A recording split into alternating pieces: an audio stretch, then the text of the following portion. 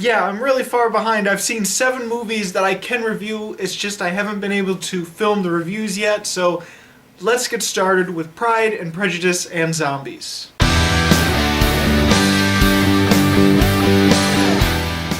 From some of the reviews on YouTube, I'm surprised this isn't mentioned more. This movie isn't just based off of Pride and Prejudice book with zombies, it's actually based off of a novel called Pride and Prejudice and Zombies, from the same author that brought the book Abraham Lincoln Vampire Hunter. But what it is Pride and Prejudice in a zombie apocalypse setting.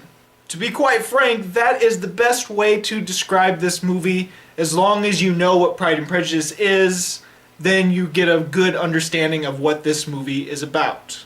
Now I have to be honest, I didn't go into this movie thinking it would be something really good or really fun or something entertaining. I know a few people that read the book that were very excited to see the movie because not only did they read Pride and Prejudice, but they also liked Pride and Prejudice and Zombies, the novel. But the thing is, I really liked the novel version of Abraham Lincoln Vampire Hunter because it was before the movie happened.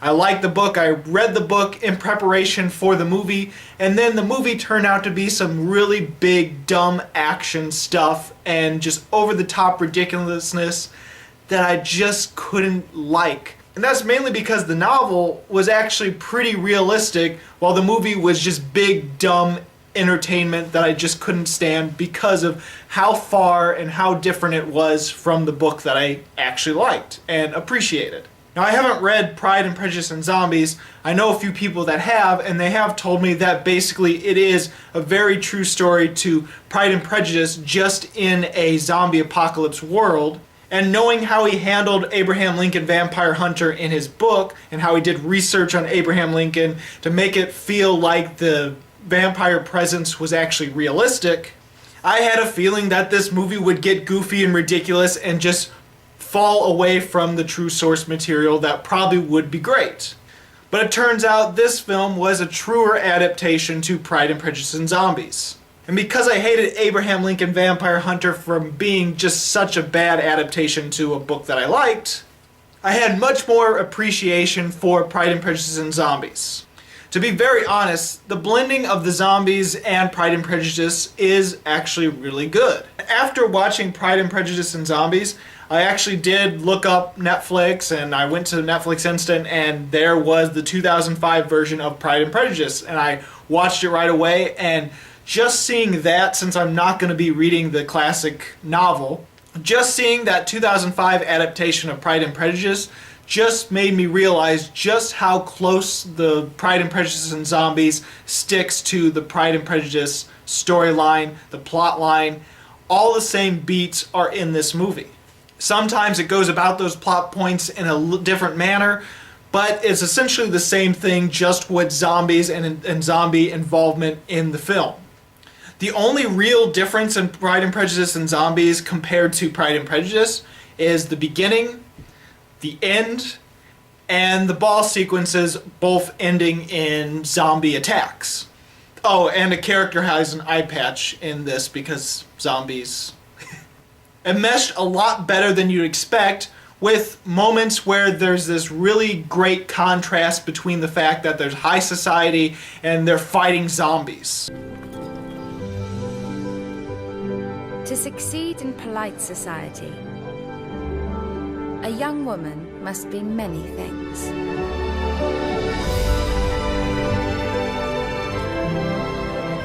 Kind, well-read, and accomplished.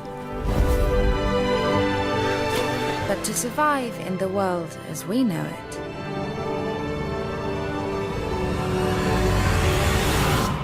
she'll need other qualities.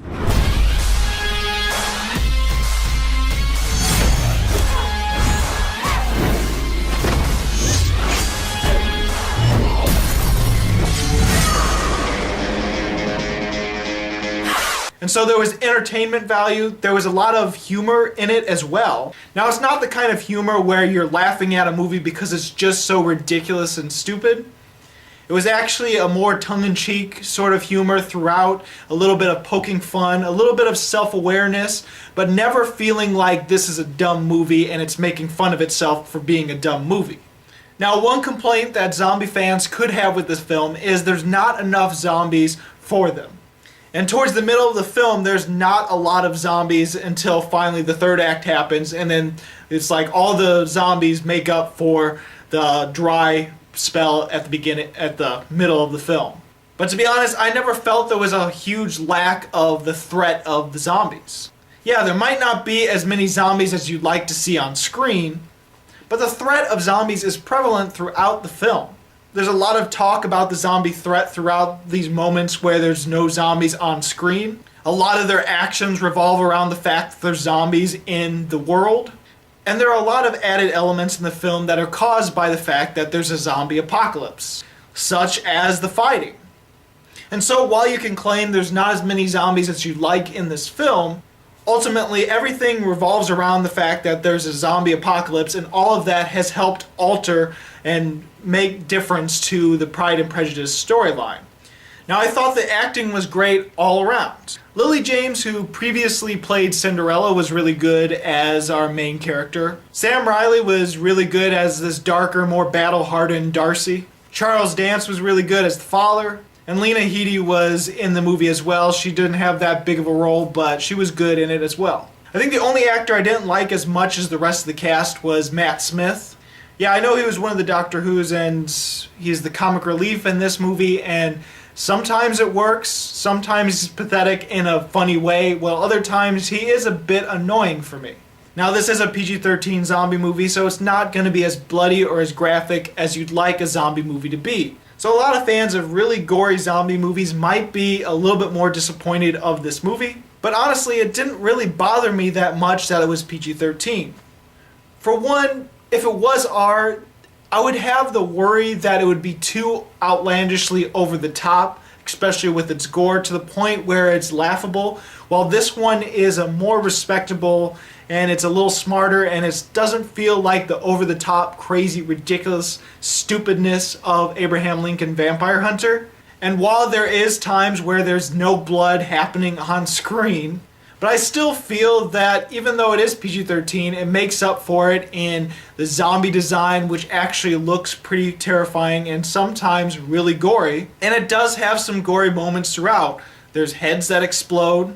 And there's one part where one of the Bennett sisters, Jane, stomps a zombie's face in. And while it's not in focus, like directly in front of the zombie where you can see the hole, it shows from the side, and you can just see his face caved in this bloody hole in his face, and so you could still imagine what it looks like if it was close up and right in frame. So I think there's little moments there that keep it from being a really tame PG-13 movie. Personally, I still had a really fun time watching this movie. I really enjoyed it, and mainly it's because I disliked Abraham Lincoln Vampire Hunter so much, and this was so much of a different movie, that maybe that helped my appreciation for the film.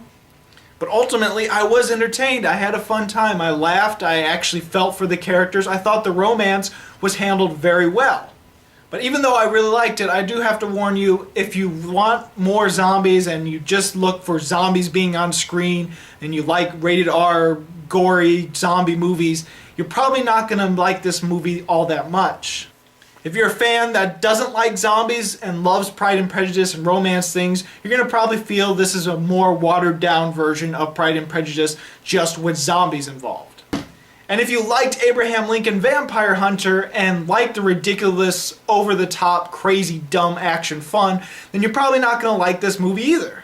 But if you don't mind PG-13 zombie movies and you've read Pride and Prejudice and Zombies and want to see the adaptation for it, then I encourage you to go see it and try it out, because you might really, really like it. I'm going to give Pride and Prejudice and Zombies 4 stars. Have you read the novel version of it and thought this was a good adaptation?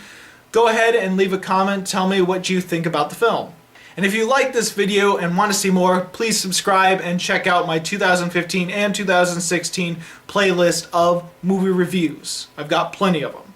And as always, this is Bruce Gifford, and this was Just My Opinion.